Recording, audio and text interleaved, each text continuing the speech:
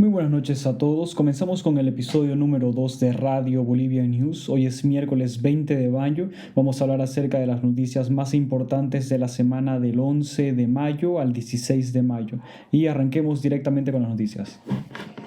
Comencemos con el primer segmento denominado Sociedad. Aquí vamos a hablar en primer lugar de cómo estamos con la pandemia de coronavirus. Actualmente estamos con 4.263 casos acumulados. Santa Cruz se lleva la gran parte de ellos. Tenemos 2.894 casos. En Beni, como segundo lugar, tenemos 581 casos. La Paz, en tercer lugar, tiene 342 casos. Cochabamba tiene 228 casos. El total de recuperados asciende a 503. Tenemos 174 decesos. Santa Cruz nuevamente se lleva la gran parte con 88 decesos. Beni con 41 decesos. La Paz con 21 decesos y Cochabamba con 10 de ellos. Ahora, ¿qué nos quieren decir estos datos? Básicamente estos datos, primero que nada, nos dicen que Santa Cruz es el departamento más golpeado por el coronavirus. Aparentemente. Tenemos que ver si es que Beni, La Paz y Cochabamba está utilizando la misma cantidad de pruebas, está haciendo lo mismo que Santa Cruz, porque si nos ponemos el ejemplo de que de las 1.500 pruebas que se realizan a partir de hace una semana, de acuerdo a datos oficiales, se dobló el número de pruebas. Ya tenemos que ver cuántas de esas pruebas llegan a Santa Cruz y cuántas de esas pruebas llegan al resto del país. Si nosotros asumimos que se está haciendo una distribución equitativa por cada departamento, ahí tenemos que ver cuáles son los pasos que el gobierno central va a tomar para poder frenar la pandemia con Santa Cruz puntualmente. Ese es en el caso de que, y como mencionaba, utilicemos la misma cantidad de pruebas por departamento. Ahora, lo que yo creo que está pasando es que a Santa Cruz se le está dando mayor cantidad de pruebas. Yo escuchaba un comentario no oficial de algunos médicos cochabambinos que decían: nosotros estamos viendo en el día a día que tenemos hartos casos de coronavirus, pero no tenemos la cantidad de pruebas que tiene, por ejemplo, Santa Cruz. Tarija mencionaban algunos funcionarios que no tienen siquiera un laboratorio para poder realizar las pruebas, que tienen que enviarse a La Paz o a otros departamentos para poder saber si las personas que fueron testeadas tienen coronavirus o no. Entonces, si estamos en ese escenario, tendremos que realizar una investigación profunda, hablar con el gobierno o que alguna fuente oficial nos diga cuántas pruebas se realizan por departamento, cuántas pruebas se realizan por municipio. Esa es la información que necesitamos y no contamos hasta este momento con esta información. He buscado en las fuentes oficiales, en El Deber, en Los Tiempos, La Razón, los medios de comunicación audiovisuales, Unitel, PAT, algunos periodistas. Al menos yo no he encontrado esa información y sería súper útil para poder saber primero cómo estamos, qué es lo que estamos haciendo y luego nuevamente, como vamos a hablar más adelante, qué es lo que vamos a hacer, ya sea para poder frenarlo o para poder convivir con eso. Otro punto que también quiero conversar es el siguiente. No nos olvidemos que cuando una persona se siente mal, tiene síntomas de coronavirus, llama al CEDE. Para empezar, que le contesten el teléfono ya es un logro. Usualmente te contestan a la vez número 10. Yo he hecho la prueba para estar seguro. Te contestan a la 10ª vez que vos llamás. Y lo primero que te preguntan es: ¿tenés síntomas o no tenés síntomas? Si tenés síntomas, muy probablemente que vayan a visitarte a tu casa. No sabemos en cuánto tiempo. Asumimos que el mismo día. Asumamos por el bien de nuestra salud mental. Entonces van a hacerte la prueba, te toman la prueba y luego en 6 días recién sabes si tenés o no coronavirus. Así como recién en 6 días el país sabe la cantidad oficial de datos. O sea, los datos que acabo de mencionar, 4.263 datos acumulados a la fecha, no son de hoy día, son de hace 6 días.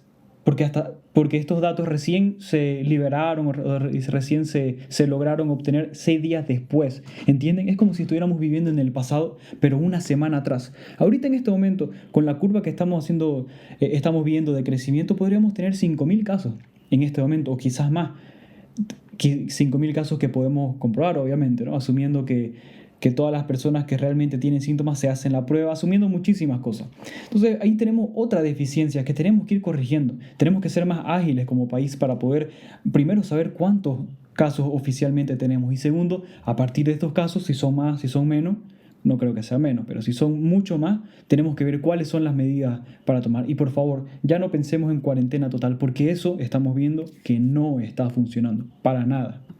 Sin ir muy lejos, en Beni colapsó los hospitales Benianos colapsaron. Médicos de La Paz de manera solidaria están asistiendo a los hospitales de Trinidad. Esto fue una nota de cabildeo. Esto me parece una muestra de que en tiempos de crisis podemos ver lo malo. Obviamente tenemos muchísimas cosas malas que vamos a seguir viendo, muchísimas cosas que podemos mejorar, pero aquí tenemos un ejemplo de la solidaridad boliviana, de hermanos bolivianos, distintos lugares de nacimiento, distintas formas de hablar, distintas creencias incluso puede ser, pero médicos por su propia voluntad decidieron contactarse con los médicos de Beni, médicos paseños por cierto, y le dijeron: nosotros te vamos a ayudar. Esto no fue impulsado por ningún fin político, esto no fue impulsado por ningún convenio, salvo las ganas de querer ayudar, de ayudarse entre médicos y ayudarse entre bolivianos. Entonces esta es la primera noticia que yo quiero decir. Quiero que hasta el final del día nos quedemos con esto.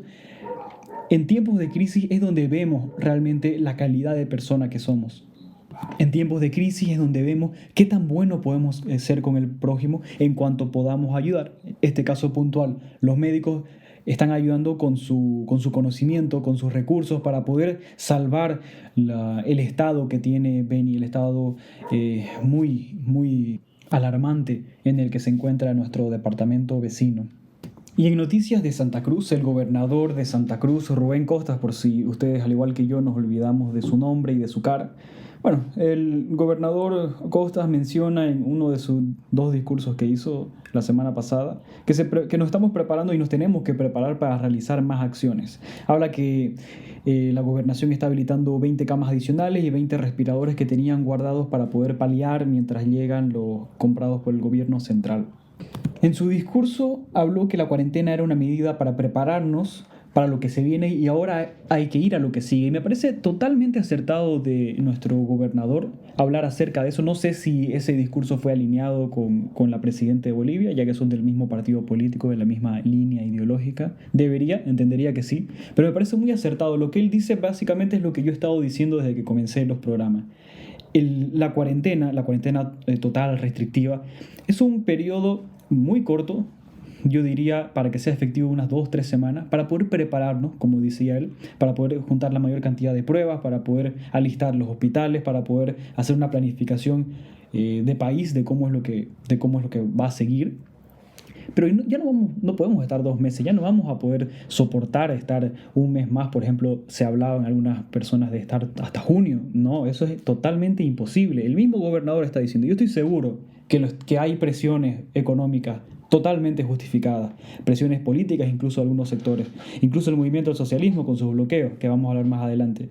Ya no se puede continuar con la cuarentena de la forma que se está haciendo la cuarentena en este momento. La cuarentena dinámica me parece una solución menos drástica y menos destructiva para la economía boliviana. Pero la cuarentena de la que estamos viviendo ahorita, este tipo de cuarentena, ya no va más, ya no puede ir más, y yo estoy seguro que la semana que viene, digamos el 26 más o menos, esa semana, ya la presidenta va a tener que ceder y decir todo el país va a estar en una cuarentena dinámica. Ya no es sustentable. Ahora, ya que mencionamos al gobernador Rubén Costas y sus declaraciones, avancemos al siguiente bloque, el siguiente sector denominado política. Y la nota con la que quiero arrancar es con el Decreto Supremo 4231. Esta es una nota de los tiempos. Este Decreto Supremo tiene 2 partes. La primera, la promulgación de este Decreto Supremo. Este Decreto Supremo, por los que no saben, básicamente es un golpe a la libertad de expresión. Este decreto supremo indica que toda acción, ya sea en prensa escrita, en audiovisual o incluso en artístico, todo discurso o comentario que genere desinformación en la población va a ser penado por otro tipo de régimen, o sea, el régimen penal y no el régimen de la ley de imprenta. ¿Qué nos quiere decir esto? Esto, si nosotros lo interpretamos como la mayoría de las personas cultas, de los periodistas, de los medios nacionales, incluso internacionales, están interpretándolo, es un golpe directo a la democracia y a la libertad de expresión. Si yo, que estoy hablando de las noticias y estoy dando mi opinión, no le parece correcto al gobierno, a este o a cualquier gobierno, y no le parece que estoy diciendo la verdad, entre comillas, lo que quiera decir la verdad, ellos pueden iniciar un proceso penal. Cualquier persona que lance un comentario en Facebook, en Instagram, en redes sociales, en la prensa, El Deber, Los Tiempos, Unitel, cualquier canal, cualquier medio de difusión masiva, puede ir preso por dar una opinión. ¿Dónde está la libertad de expresión? ¿Dónde está la libertad de poder decir y expresarme libremente? ¿En el país en el que vivo ya no va a existir eso? Bueno, al parecer sí, porque luego de unas durísimas críticas, tanto de periodistas nacionales, de medios y agrupaciones nacionales y la Corte Interamericana de Derechos Humanos, que básicamente le dijeron al gobierno, la desinformación no se ataca con cárcel, no se combate con cárcel, mejor dicho, se combate con acceso a la información, con acceso a la educación. Obviamente, si yo quiero decirle a una persona que lo que está escuchando, leyendo está mal o no es correcto, ¿cómo le hago? ¿Lo meto preso? ¿O lo meto preso al que lo dijo? ¿O le enseño y le doy las herramientas para que esta persona pueda discernir entre lo correcto o lo incorrecto? Aquí hay una tendencia en este gobierno, en el anterior y seguro en el que viene, de tratar a la gente como si fuéramos todos unos niños o unos animalitos o unas ovejitas que tenemos que ser cargadas, llevadas aquí a la izquierda o aquí a la derecha. Esto es bueno, esto está mal, esto tenés que hacer, esto tenés que decir, por este tenés que votar. ¿Cuándo le vamos a dar a las personas las herramientas para que ellos mismos tomen sus propias decisiones?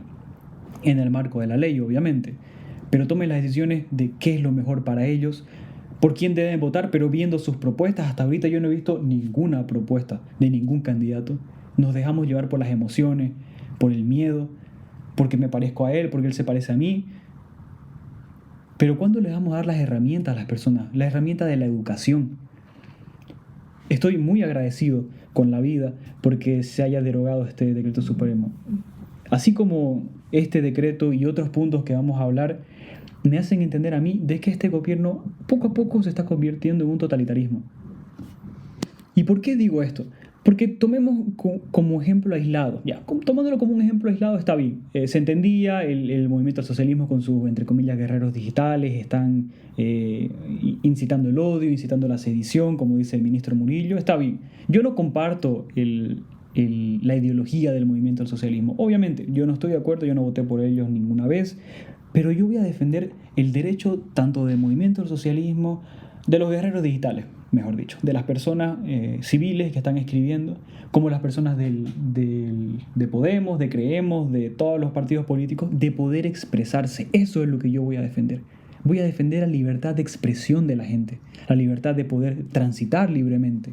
¿Por qué digo esto? Porque ya no lo tomemos como un caso aislado. Tomemos que también, adicional a este intento de decreto supremo, tenemos una militarización de algunos municipios o departamentos del país. Pucha, me están coartando mi libertad de poder caminar, de poder transitar libremente. Si yo salgo a la calle en una hora que no es la correcta, me van a meter preso y me van a cobrar una multa. ¿Están atentando contra mi libertad de poder transitar en el país en el que yo nací? Entiendo, viéndolo como un caso aislado, también es para cuidarme, es para cuidar mi salud, obviamente. Ya, está bien. Ahora, la intervención de los alquileres. Están directamente entrando con la propiedad privada, con los bolsillos. ¿Qué les da el derecho de poder atacar mi fuente de trabajo? Yo sé que esto también es controversial. Pablo Fernández, la gente recibió mucho odio, pero nuevamente, como un caso aislado, es entendible. Yo, persona que trabajo del día a día, vivo en un alquiler y no puedo pagarlo. Está bien, entiendo, de verdad, se tiene que negociar. Totalmente de acuerdo. Pero ya vemos que juntándolo, pucha, tenemos intervención de la libertad de expresión, tenemos intervención de libre tránsito, tenemos intervención de la propiedad privada. Pucha, ¿qué más podemos decir? Intervención del sistema bancario, en la deferimiento de deuda. Otra vez, como un caso aislado, totalmente de acuerdo. Pucha, hay empresas que no van a poder pagar sus deudas. ¿Y cuál es la alternativa? Quebrar, dejar sin trabajo a familias enteras, ellos sin quedarse sin trabajo y sin sustento. La siguiente sería que diferir las deudas unos cuantos meses, está bien, para hacer un plan de pago, totalmente de acuerdo, pero se están metiendo con el sistema financiero, adicionémoslo, ¿ya?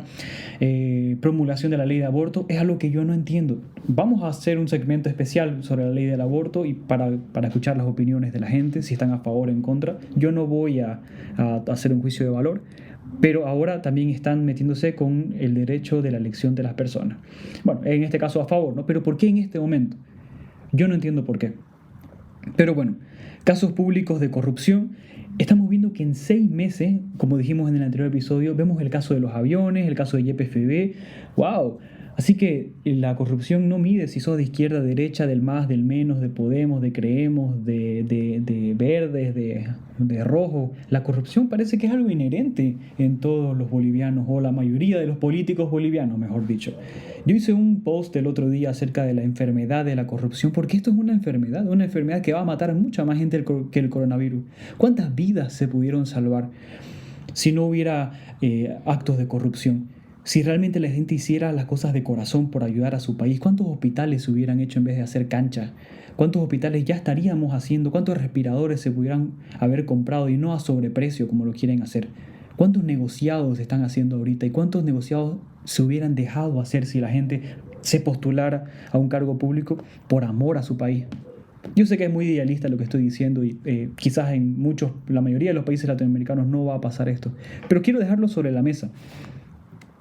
Y en una nota que sí salva vidas, el doctor Erlan Bacadíes, me encantó la entrevista que tuvo en Asuntos Centrales. El doctor Erlan Bacadíes pide que ya no se asuste a la población, que no predominen los intereses personales y políticos. Estamos hablando de una figura pública. El señor es mayor, no tiene por qué estar sirviendo a su país, ya lo sirvió lo suficiente, pero el señor arriesgando su vida porque es una persona mayor, una persona que debe tener una enfermedad de base, no sé, no me interesa. Lo que me interesa es que esta persona está en el día a día, como soldado raso al frente de la acción para ayudar a su país. Y él dijo algo que me encantó, me fascinó. Él dijo, ya no se asuste más a la población. Por favor, medios de comunicación, por favor, medios políticos, por favor, políticos, perdón, por favor, empresarios, ya no generen más pánico. Digamos las cosas como son, veamos el interés del país. Eso es lo que yo entendí. Que seguro que si le preguntan al doctor Erlan Bacadíes va a decir algo similar. Él dice, los intereses personales pueden predominar después de que los intereses de la sociedad, los intereses del país. Nosotros somos bolivianos. Nosotros tenemos que cuidar a los bolivianos y peor en una cuarentena. Eso es lo que dice el doctor Erlan Bacadíes. Ese hombre debería tener una estatua con su nombre. Ese hombre debería ser el gobernador de este departamento. Es un hombre que está arriesgando su vida. Es un hombre que está diciendo directamente, por favor, así como yo estoy arriesgándome, así como yo quiero el bien común, ustedes también, los invito. Me encantó, realmente me encantó. Espero que puedan escucharlo o ver la entrevista que él tuvo. Estuvo respondiendo preguntas incluso acerca de algunas enfermedades. La gente tiene una necesidad de saber, tiene una necesidad y no saben cómo escalar esa necesidad. El doctor incluso Erlan Bacadíes estuvo respondiendo preguntas ya puntuales de los médicos. Bueno, eso no interesa para esta nota, pero los dejo con ese punto. Antes de comenzar con el sector ya directamente de economía. Arranquemos con el segmento de economía hablando del costo excesivo de las clínicas privadas. Es una nota bastante interesante. Es un tema controversial. Vamos a hablar de temas controversiales el día de hoy. Por un lado, tenemos la perspectiva netamente capitalista, empresarial, si quiere llamarlo así. Es una empresa privada. Es una empresa privada con fines de lucro. Y regularla atentaría con los derechos de la propiedad privada, como hablamos en el sector pasado. Además que los pacientes lo pagan, ¿no? O sea, si una persona tiene un producto o un servicio y le escoge el monto que esta empresa, desea y tiene clientes, entonces está bien. El mercado te regula, eso dice la teoría, ¿cierto? El mercado regula los precios de acuerdo a lo que el mercado puede pagar. Si yo vendo una manzana a 1.000 bolivianos y tengo 10 competidores que la venden a 10 pesos, yo estoy lejos del tiesto. Pero si en esta manzana yo le doy algún valor agregado, yo digo, no, esta manzana tiene distintas propiedades porque yo la cultivé de cierta forma, porque no sé, porque yo le metí más investigación para que te mejore tus niveles de, no sé, de salud, de lo que sea. Si yo le doy un valor agregado y la gente me lo compra, entonces yo tengo derecho a poder cobrar lo que cobro porque tengo gente que me va a cobrar. El mercado me está regulando. No necesito ninguna regulación estatal. Si no me compraran, yo automáticamente tendría dos opciones. O le bajo el precio o me quedo en bancarrota. Así de simple.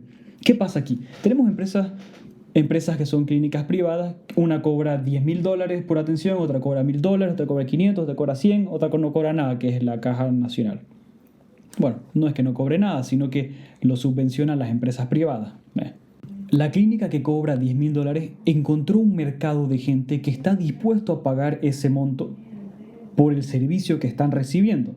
Ya, Otro dato sobre eso es que hay personas en un día normal, ya olvidémonos de la cuarentena, va a la clínica más cara, desea la mejor atención, asumiendo que se equipare atención con precio, digamos que sí, quiere la mejor atención, va y paga, la cuenta se le hace, no sé, $50,000. Esta persona no tiene para pagarlo. ¿Qué se hace en ese caso? Quizás por eso es que las clínicas privadas lo que están haciendo es vos ingresás, vos pagás tus $1,000, tus $10,000, tus $500 antes de ser atendido y se va mermando lo que vos vas gastando y luego te devuelven la diferencia, ¿ya? En caso que te devuelvan la diferencia. Quizás también eso es una medida paliativa porque no hay una regulación, hasta donde yo sé, no hay ninguna regulación que te diga, oye, banco, oye, persona, perdón, vos tenés que pagarme este gasto porque yo te di este servicio.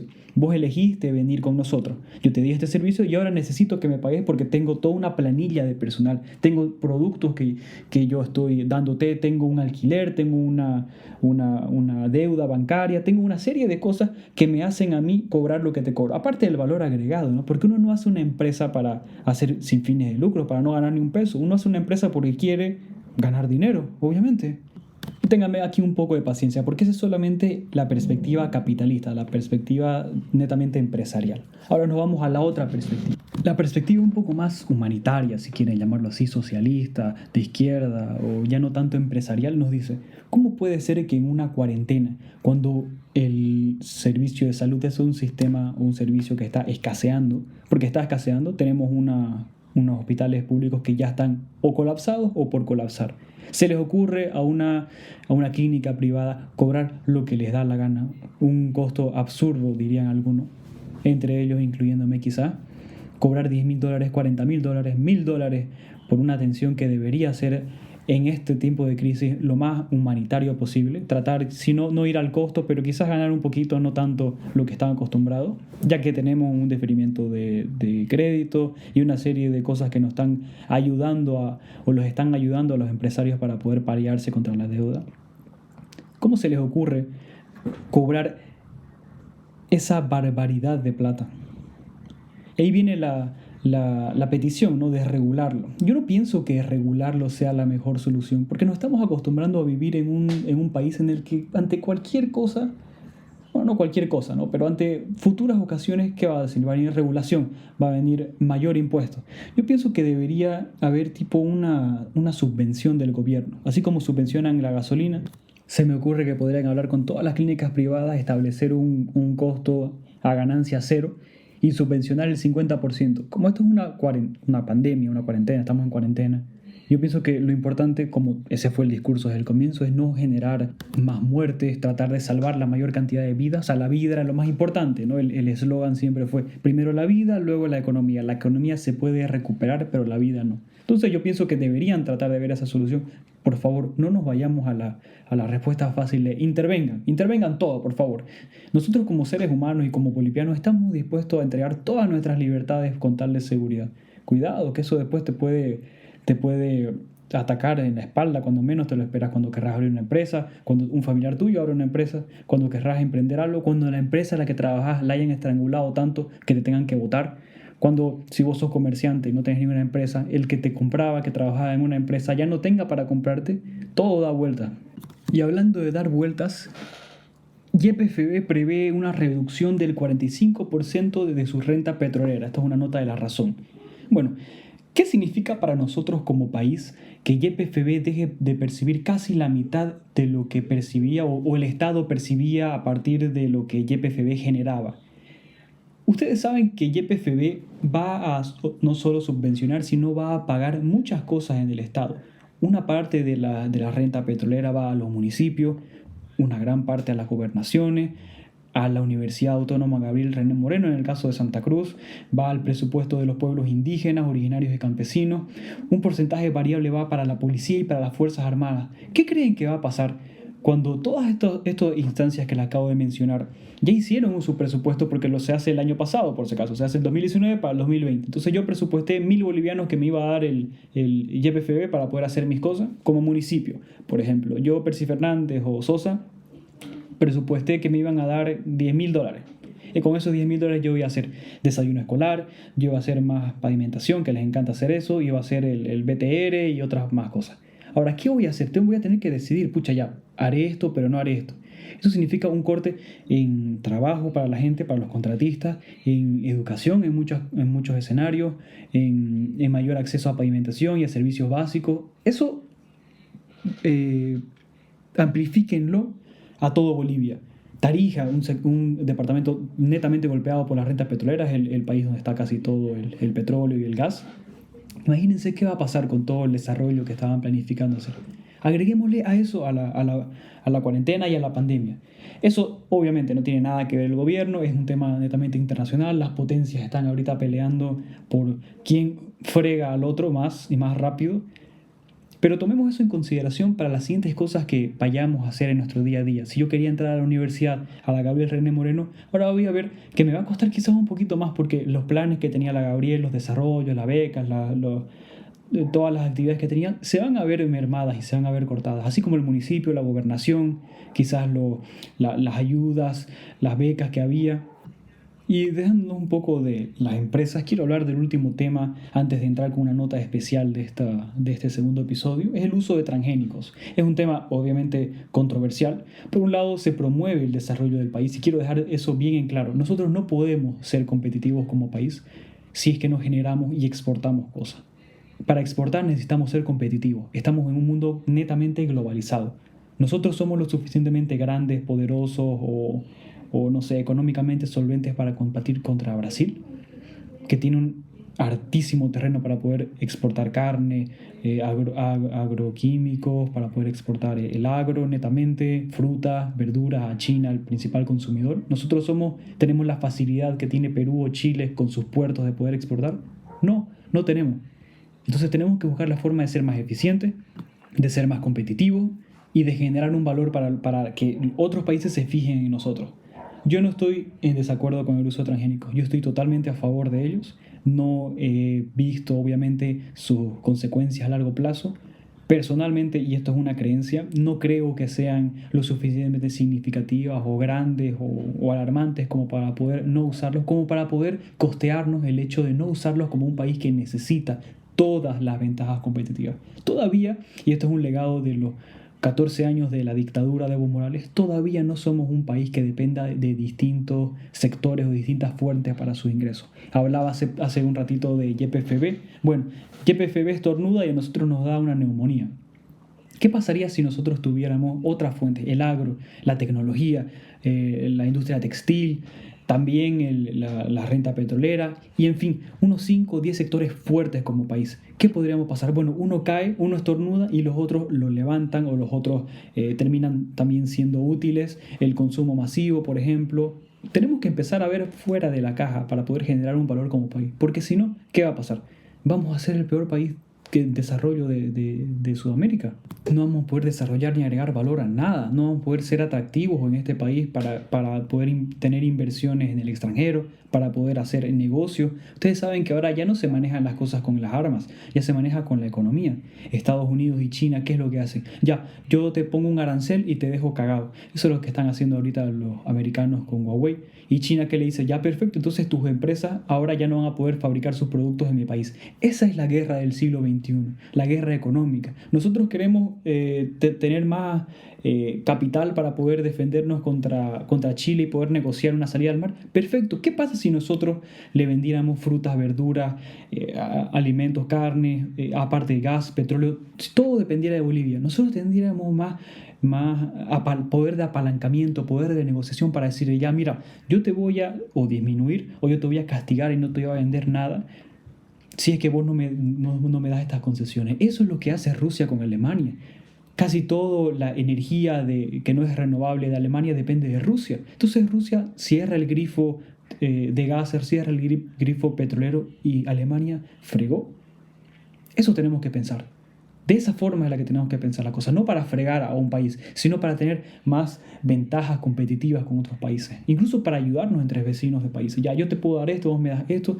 Perú y Chile son países relativamente, digamos, pequeños que tienen otra forma de producir, otra forma de generar valor. Nosotros podemos ser más productores de valor agregado, de alimentación y de consumo masivo. Y los dejo con ese pensamiento para poder entrar al último punto.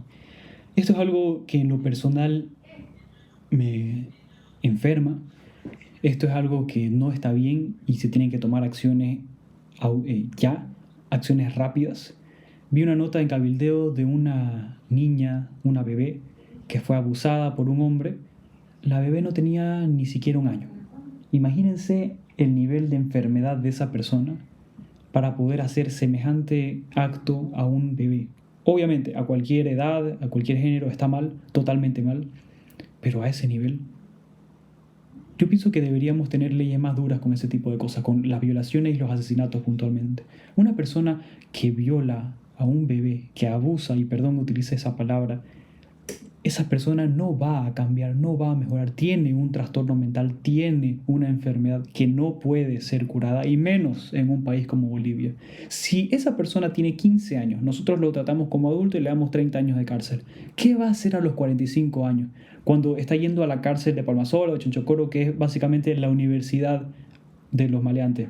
¿Qué va a hacer esta persona? Esta persona se va a rodear con otros violadores, con otros asesinos, con otros ladrones. Probablemente mejore su networking y su contacto. Va a ser peor, mucho peor. Yo no estoy diciendo que consideren la pena de muerte, que por cierto yo la apoyo totalmente para este tipo de casos. Lo que estoy diciendo es, ¿por qué no pensamos en cadena perpetua para este tipo de personas? ¿Por qué no creamos una cárcel que sea en el lugar más recóndito de Bolivia?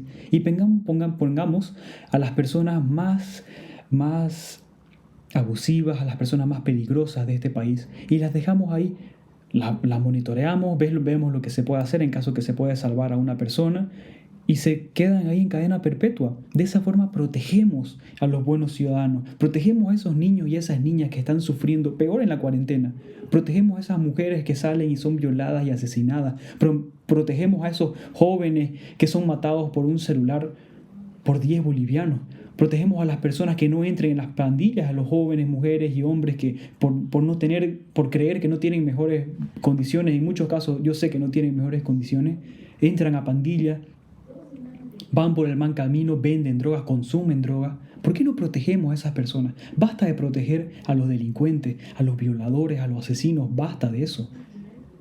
Yo pienso que tenemos que tomar acciones más duras, y si este gobierno o el siguiente o cualquier candidato me da una propuesta sobre eso, yo voy a considerar seriamente en votar por ese gobierno, por ese candidato, porque necesitamos tomar acciones con esta enfermedad, con este cáncer que vivimos, la corrupción, y leyes más duras contra los asesinos y los violadores. No puede ser que veamos en las noticias una bebé que fue abusada. No puede ser. Estoy totalmente indignado por eso y espero que tomen medidas rápidas, medidas concluyentes, y que a partir de este momento ya no tengamos que oír o escuchar o leer esos casos. Y los dejo con esa última nota para que puedan reflexionar, para que todos pensemos en que la siguiente persona que ocupe la silla presidencial tiene que encargarse de eso. Tiene que encargarse de eso, los municipios tienen que encargarse de eso, la policía tiene que encargarse de satisfacer nuestra necesidad de protección. Y bueno, eso fue todo por el día de hoy, por esta semana. Muchísimas gracias si me escucharon hasta acá. Los dejo como siempre con una frase que me ha inspirado bastante esta semana. La definición de locura es hacer exactamente lo mismo y esperar resultados distintos. Espero que les haya servido como a mí me sirvió y les deseo lo mejor para la siguiente semana y nos contactamos en la siguiente. Muchas gracias a todos y hasta luego.